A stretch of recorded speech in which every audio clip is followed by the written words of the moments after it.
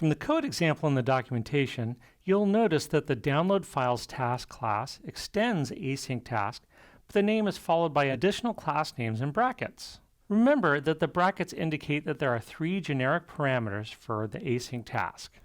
We first learned about generics when we were building the MeWalk app. We created an array list of vocabulary words and displayed them using a custom array adapter. The array list and array adapter classes accept generic type parameters. The E and T are placeholders for the specific object data types that we want to use. By using generics, we can rely on the Java language to ensure that the right type of data is being passed into and out of methods.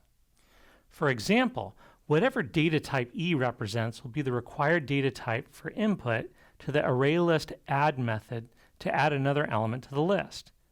If you call the get method at a certain index, an object of type E will be returned. This is called type safety. The Java language enforces type safety by showing errors if you're passing in the wrong data type, or if you store the return value of a method in the wrong data type. You won't be able to run your app until you fix these errors. When we use this generic class, we swap the generic E placeholder for a specific data type like the string class to have an array list of strings. We replace everywhere there used to be an E with a string.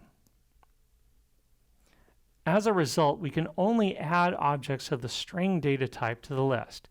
If we request an item at a specific index, the array list will return a string data type. In the MeWalk app, we wanted to use a custom data type that was a little more complex than the string object. Recall that we created a custom word class to hold the English and MeWalk translations for a word. To form a list, we specified the generic E parameter to be a word object, so we would have an array list of words. Then, when we added or retrieved an entry from the array list, we could ensure that it was a word object. Then we could call specific methods on the word object to extract out English or MeWalk translations. That would not be possible if the get method returned a string or a different object data type.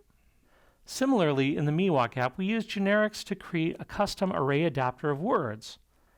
We could expect each item in the adapter's dataset to be a word object. Now that we've reviewed generics, let's go back to the async task documentation.